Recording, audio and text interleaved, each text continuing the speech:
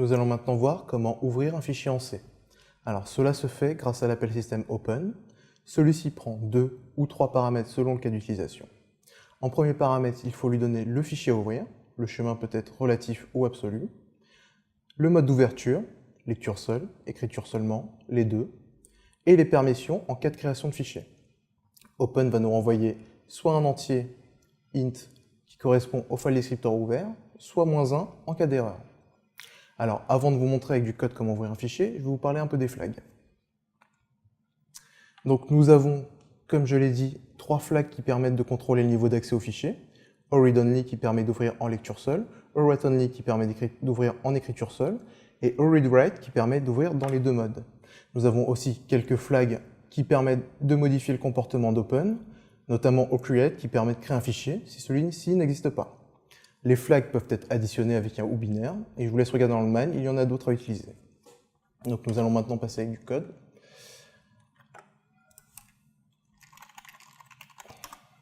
Alors, dans cet exemple très simple, j'ai inclus les headers requis par open, j'ai déclaré un int appelé fd, auquel j'ai assigné le retour de open d'un fichier alf, qui contient quelques lettres, et en lecture seule. Et derrière, je demande à écrire le fd pour bien vérifier que j'ai récupéré un file descriptor valide.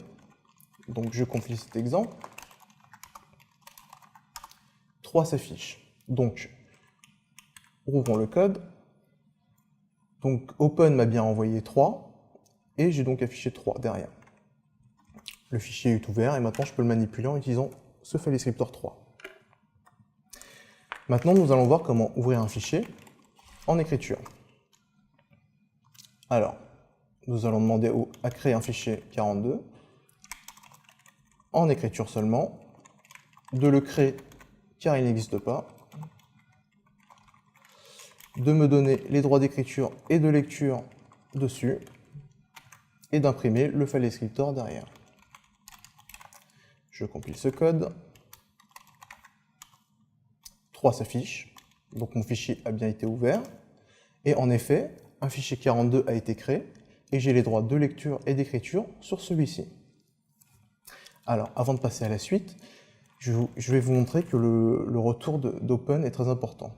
Il faut toujours vérifier, car je vous le rappelle, open renvoie -1 en cas d'erreur, et vous ne pouvez pas manipuler un file descriptor égal à -1. Donc nous allons simplement vérifier que fd n'est pas égal à -1. Hop.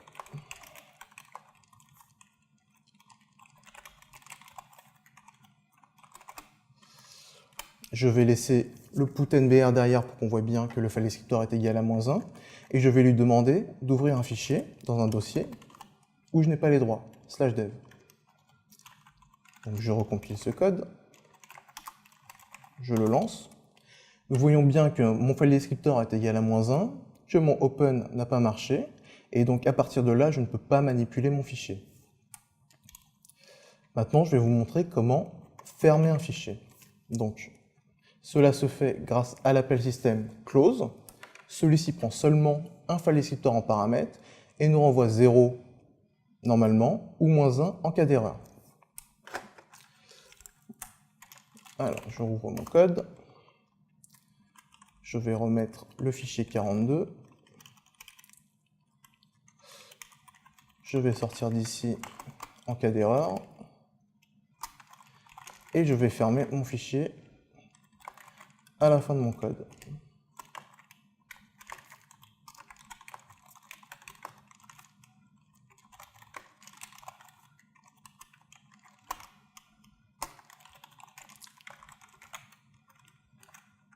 Je recompile ce code. 3. Mon fichier a été ouvert, il a été clos de manière transparente.